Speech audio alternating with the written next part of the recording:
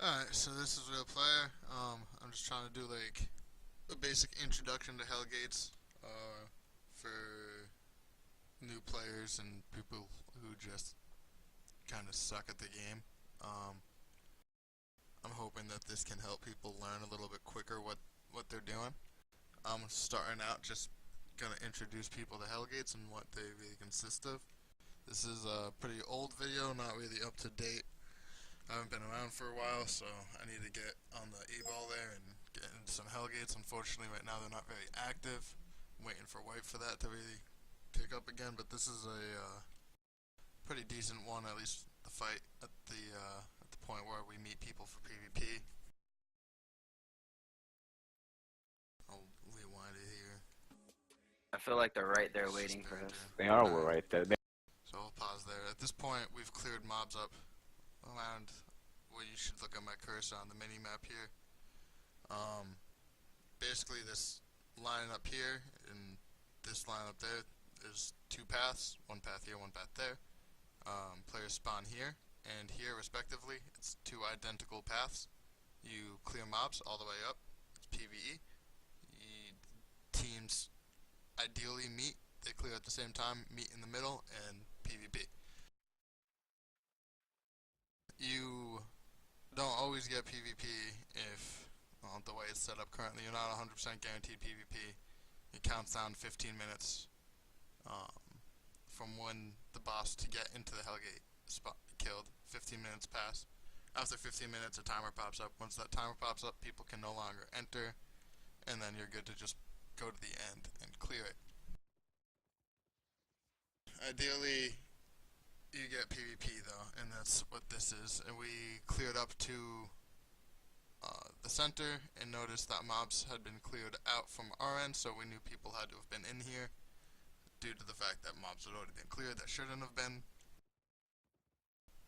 So we push up into here and try to figure out if we're coming up behind them or not.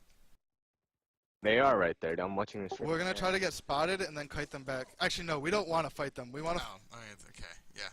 At this point, there was a group stream their Hellgates because this was at a point in time where you would do that in hopes to get fights. Because if you didn't do that, there was a good chance you wouldn't get fights. So, in this case, stream sniping isn't honorable, but it's not exactly unexpected, as you're pretty much trying to get PvP in these things.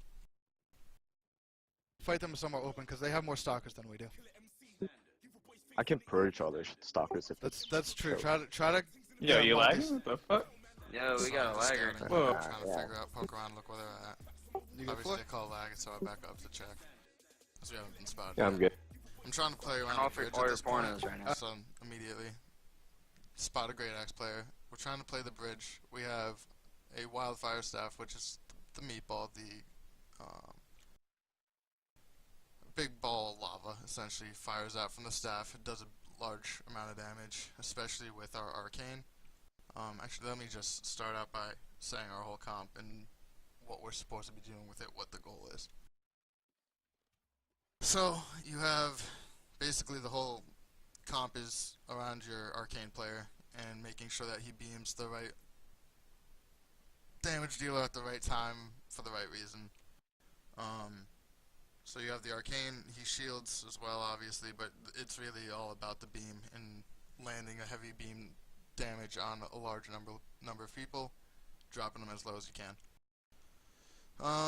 After that, you have, at the time, dual swords was very strong. That's since been nerfed down quite a bit. I don't think it's very viable anymore, but at the time of this video, it wasn't nerfed yet, and essentially with arcane beam dealt massive nuke damage. I think up to like 13k per hit in an AoE.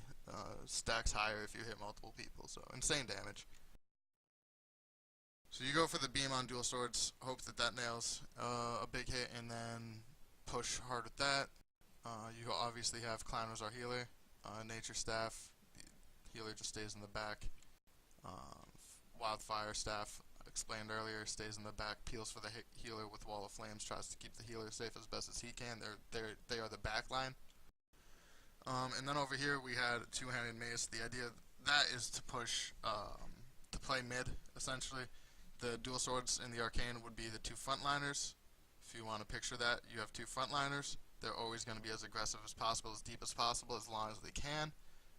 The mid is the mace. That's the protection character. That's the guy who can lock somebody down, silence them, cut them off from the damage, or push up front and silence the healer if we're getting aggressive. He's more versatile, can really switch up.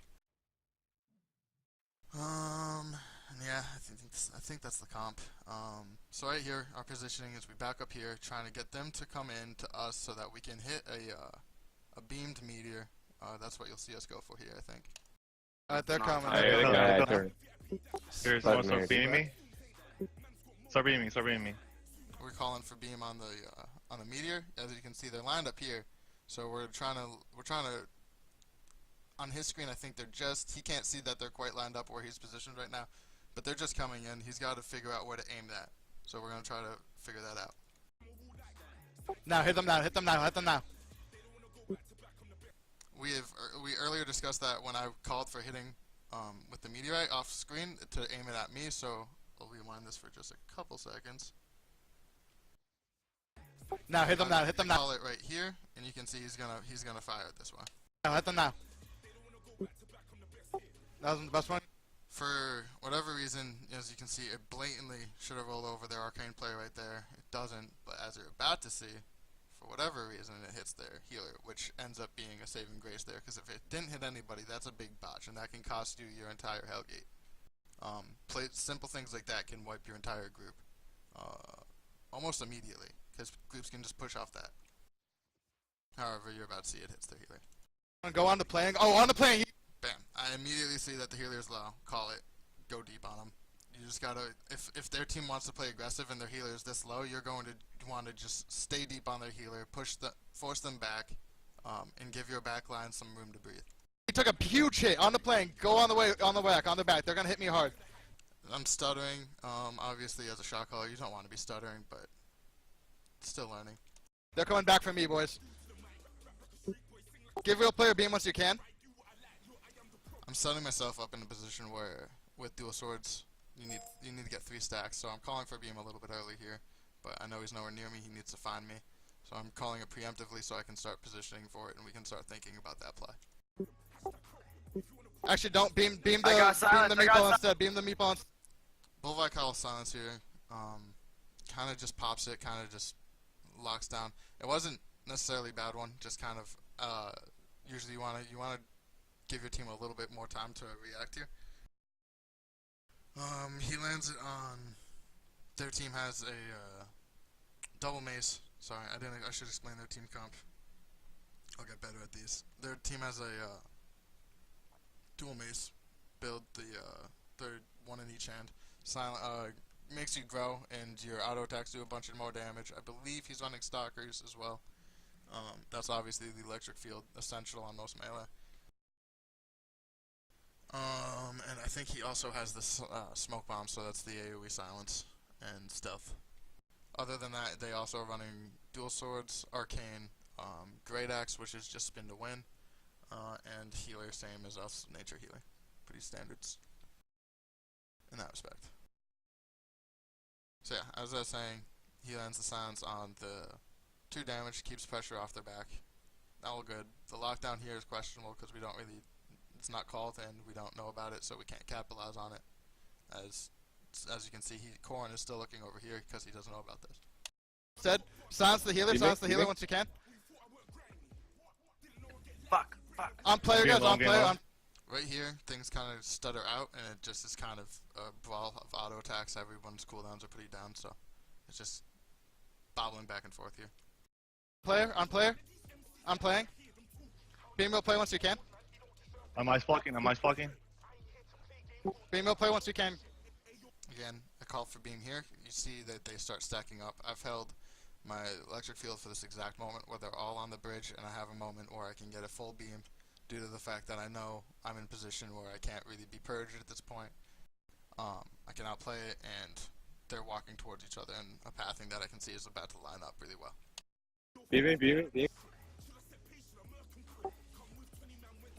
You want to wait for 14 stacks before you use anything with beam. Ideally, if you know you can get to 14, don't pop anything, don't waste it. Wait for 14, it's always worth it. Huge hit on all. I get a 4-man shot on everybody besides the healer, so they're all low. Ideally, we should have been able to capitalize on this and kill someone immediately after. My shot calling, I fumble here for sure. Yeah, as you'll see, I just kind of don't call one particular target. I call a bunch, and yeah, someone doesn't instantly drop as they should. All of them on Rufio, on Rufio, on Rufio, on Mojo, on Mojo, on Mojo, on Mojo, on Mojo. No, on Rufio. Switch to move. As you can see there, that's just sloppy shot calling. It happens to everybody at one point or another. Obviously, you try to avoid that. On the criminal, on the criminal, on the criminal. I silence myself at that time because I know that I know exactly what I'm doing. I get overwhelmed. Take a pause, breathe, and refocus immediately. I call for criminal. Mostly probably because he was the first one I saw, but they were all low, and there was no wrong answer there besides the plate user. You don't want to focus the plate. Like I called Mojo, that was a bad call. You don't want to focus him. On the criminal. On the criminal, on the criminal. He starts Got getting firewall, he starts firewall. panicking. On the criminal, on the criminal, on the criminal. On the He'll criminal. start focusing. I'm on him. You have to start. I got Be alone, lightning. man, I'm Swap the man. playing, swap I the got playing, lightning. swap the playing, and beam your play once you can. I start just continuously push them because I see that my team is together. We're good. We're winning on stats. I don't even know where their the dual swords right here. Who am I missing right now? I don't know where the fuck their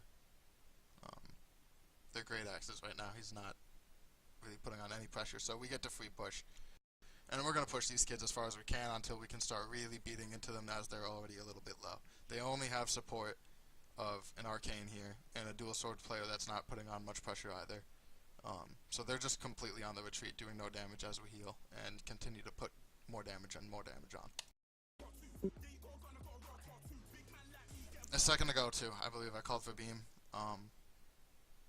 I talked to my arcane player about this afterwards. We came to the conclusion that it was on both of us. I shouldn't have called for it. He should have known not to put it on me there because it was just obviously a waste. We were still chasing. It was mid-chase, and if you put a beam like that at max range in the middle of a chase, it's obviously going to break before anything really comes out of it. Still, I have to use E without it because you want to keep, at the time, E was a 15-second cooldown, beam is a 15-second cooldown. You want to still sync it up best you can, and you might as well at this point. I had 3 stacks, it was going to drop the damage. Drop the damage on the 2 low guys, kept them low.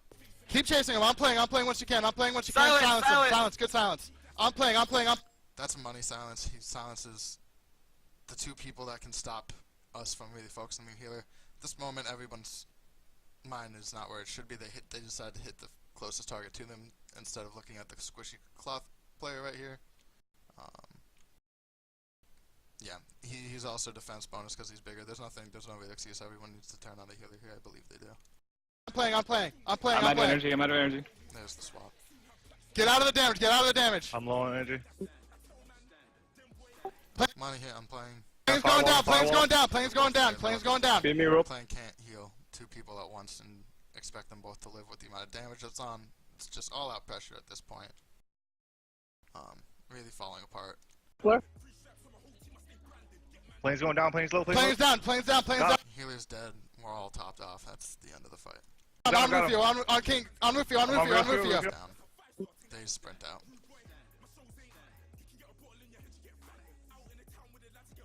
Yo, get these guys, don't let them run, don't let them run. Switch to flee on your boost now if you can.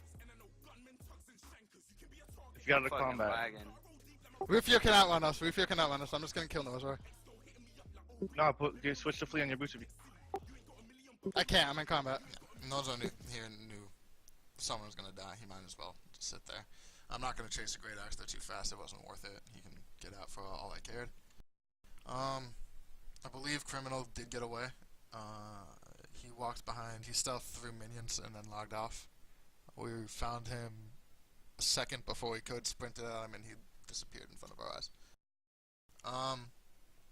Yeah, that's basically the first one of these I'm going to do. Is really just a trial run. I might do more of these. I'm not going to edit this one at all. It's just an idea. I was thinking about doing a weekly one of these, a weekly Hellgate, give a play-by-play, a rundown of what you should and shouldn't be doing, what you should be looking for, what you want out of it. Yeah. And then a bunch of epic plays after of me killing a bunch of people with one combo or some stupid shit like that, because it happens a lot.